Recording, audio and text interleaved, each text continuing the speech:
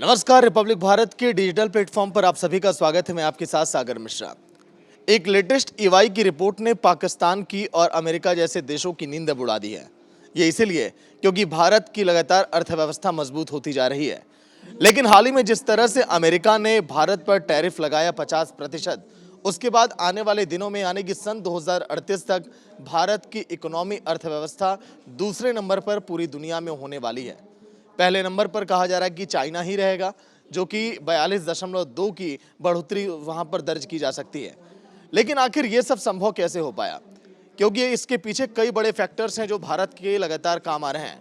चाहे घरेलू उत्पादन में लगातार बढ़ोतरी की हम बात करें, मांगों की बात करें, और जो सरकारी कर्ज है लगातार वो भारत पर कम होते जा रहा है। जहां दुनिया देखिए पूरी कर्ज की मार से जूझ रही है, तो वहीं भारत जो है लगातार इसमें देखिए गिरावट इसमें देखी जा रही है। और भी कई बड़े वजह, भारत की जो युवा आबादी है वो जितना मेहनत कर रही है, अपनी अर्थव्यवस्था को बढ़ाने को लेकर जोर दे रही है, ये भी एक बड़ी वजह इसमें सामने आ रही है। और भी कई ऐसे फैक्टर हैं जिसको लेकर देखिए इस समय अमेरिका काफ़ी परेशान है, क्योंकि भारत की अगर वर्तमान आर्थिक दर की बात करें जो कि काफ़ी बेहतर है, और 2038 तक ये 34.2 ट्रिलियन हो सकती है। यानी कि चाइना की बात करें तो 42.2, वहीं भारत की इतनी प्रतिशत अगर रही तो अमेरिका की जो रैंकिंग है विश्व की आर्थिक व्यवस्था की दर में वो काफ़ी नीचे अब आ जाएगी। लेकिन देखिए अगर अर्थव्यवस्था अगर सबसे मजबूत अगर भारत की बनेगी चाइना के बाद, तो फिर कितना फायदा हमें होगा। अमेरिका ने जिस तरह से भारत को चुनौती दी, उन्हें ऐसा लगा कि अगर हमारे प्रोडक्ट अगर अमेरिका में नहीं बिकेंगे तो फिर हमें झटका लगेगा। चाहे हम ज्वेलरी की बात करें, चाहे हम कपड़ों की बात करें, कई ऐसे प्रोडक्ट हैं, चाहे इलेक्ट्रॉनिक उपकरण, तो ये तमाम चीज़ें जब अमेरिका में जाती थी तो वहाँ से बहुत मोटा मुनाफा हम कमाते थे। ज्वेलरी की बात करें सन 2014 में $14 बिलियन, कुछ इसी तरह से इलेक्ट्रॉनिक के उपकरण भी। तो ये जब तमाम प्रोडक्ट अमेरिका में जाते थे तो इससे हमें फ़ायदा तो होता था। लेकिन अगर हिंदुस्तान में अगर ये बिके, जो घरेलू उत्पादन हमारा है, यहाँ के जो लोगों की खरीदारी, इसकी वजह भी है कि भारत पर इससे फ़र्क नहीं पड़ने वाला है। लेकिन अब अगर देखिए कुछ डिटेल में अगर बात करें, क्योंकि ईवाई की अगर बात करें तो अर्नस्ट एंड यंग की ये ताज़ा रिपोर्ट है। इकोनॉमी वॉच में अनुमान लगाया जा रहा है कि 2038 तक हम अमेरिका को पीछे अब छोड़ सकते हैं। इसके पीछे जो बड़ी वजह आर्थिक बुनियाद हमारी, युवा जनसंख्या जो हमारी है, अनुशासित वित्तीय नीति के चलते जो हमारा वित्त मंत्रालय, जो वित्तीय हमारी नीतियां हैं अन्य देशों के साथ, चाहे आप देख रहे हैं आज के दिन जिस तरह से जापान के टोक्यो में प्रधानमंत्री नरेंद्र मोदी ने वहां से करारा संदेश दिया अन्य देशों को जो इस समय भारत के खिलाफ हैं कि भारत के जो है रास्ते कभी इधर उधर डगमगाने वाले नहीं हैं और हम बेहतर अर्थव्यवस्था बनेंगे। पीएम ने यह भी कहा कि दुनिया की नज़र भारत पर एक बेहतर देश की वजह नहीं है, केवल लोगों का भरोसा भी है हिंदुस्तान पर।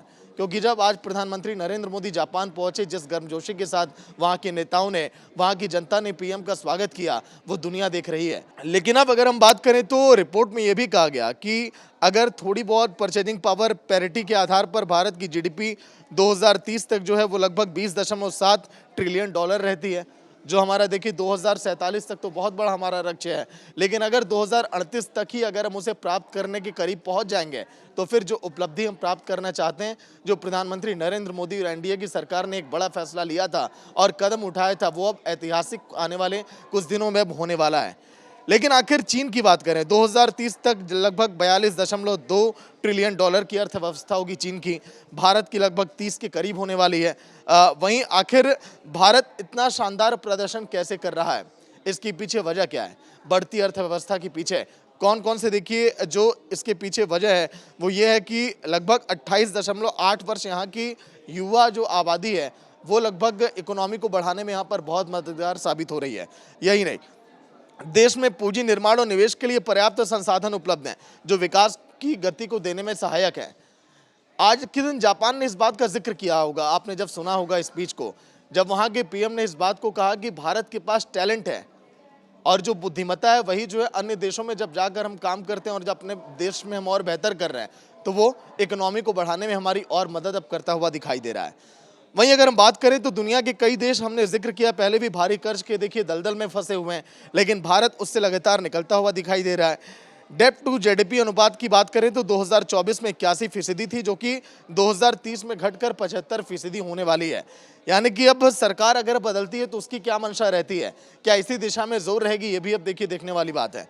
लेकिन आखिर मजबूत घरेलू मांग कैसे इस अर्थव्यवस्था को मजबूत करने में एक संजीवनी साबित हो रहा है, ये भी अब आपको बता दूं।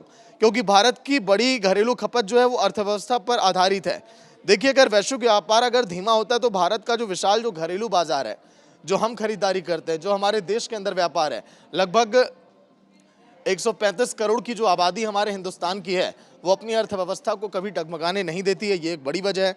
घरेलू बाजार में लगातार हमारी मजबूती बनी है, नीति निर्माण की स्थिरता और भारत को दीर्घकालिक विकास की ओर लगातार ही आगे ले जा रही है।